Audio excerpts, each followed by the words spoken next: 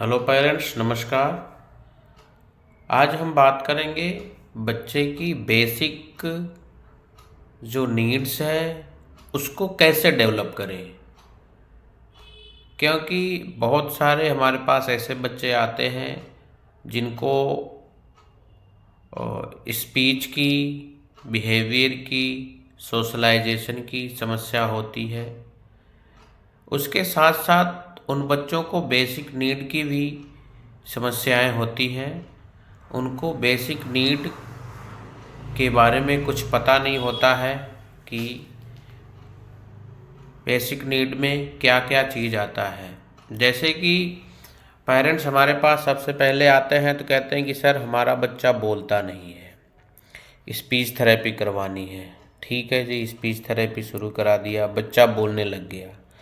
सीधे वे वर्ड पे आते हैं कि जी आप हमारा बच्चा अब ये वर्ड बोलने लग गया, पिक्चर्स ने बोलने लग गया। ठीक है। उसके बाद कहते हैं कि जी ये हमारा बच्चा लिखता नहीं, राइटिंग नहीं करता, पढ़ता नहीं। उसकी जो हमने सीधे क्या किया, उसको चलो राइटिंग सिखा दिया। ठीक है, पढ़ने लग गया। बट जो उसकी बेसिक नीड्स हैं वो चीज़ डेवलप नहीं है, जिसके कारण बच्चे को बड़े होने के बाद में वो उन समस्याओं का जो उनको सामना करना पड़ता है। जैसे कि उनको यहाँ तक कि कुछ हमारे पास ऐसे बच्चे हैं जिनका हमने डेवलप कर दिया, बहुत अच्छा डेवलप किया, स्पीच भी, पढ़ाई लिखाई सारा कुछ डेवलप कर दिया। बट उनकी जो बेसिक नीड है उस पर वर्क नहीं हो पाता। वर्क नहीं हो पाता मतलब कि पेरेंट्स को इतना मतलब जल्दी होता है कि जी हमारा बच्चा फटाफट बोलने लग जाए। उस चक्कर में जो थेरेपिस्ट हैं वो बेचारे बेसिक जो वर्क है वो कर ही नहीं पाते हैं।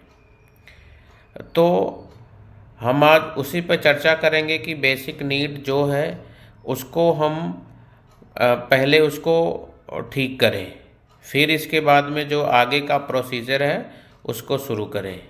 ठीक है। बेसिक नीड में जैसे बच्चे का हो गया खुद से खाना खाना, खुद से कपड़ा पहनना, खुद से जो शूज़ लेसिस है उसको बांधना, खुद से बेल्ट लगाना, और जो गिलास है खुद से पानी पीना, बोतल को खुद से खोलना, और उसको जो है वॉश करना है वो भी उसको आना चाहिए।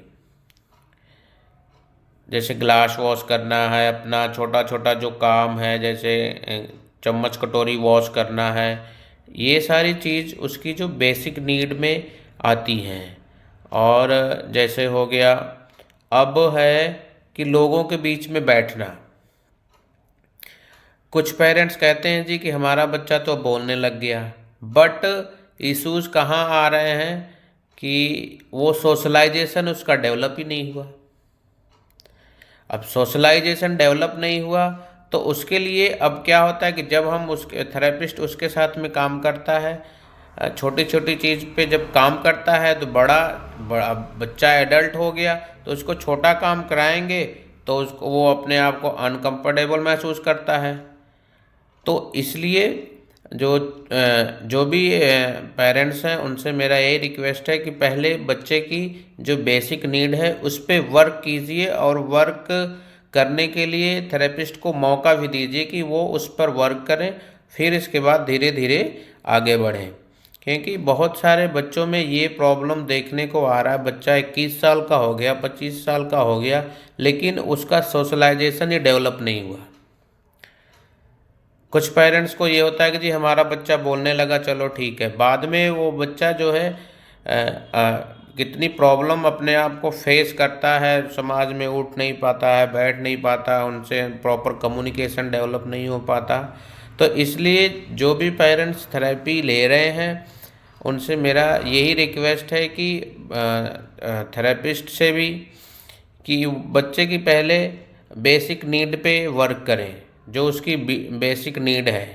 अब टाइम तो लगता ही है, अगर बच्चा ऑटिस्टिक है, एडीएचडी है, स्पीच डिले है, या उसमें बिहेवियरल इशू है इस तरह का, तो उसमें टाइम लगता ही है। पेरेंट्स को इस चीज़ को समझना पड़ेगा, और उसको जो भी थेरेपी सेंटर वर्क कर रहा है उसके जो भी प्रोग्राम्स है उसे पेरेंट्स को फॉलो करना पड़ेगा, तब जाके बच्चे का जो प्रॉपर डेवलपमेंट हो जाएगा और जो इन फ्यूचर बच्चे को कोई दिक्कत परेशानी नहीं होगी।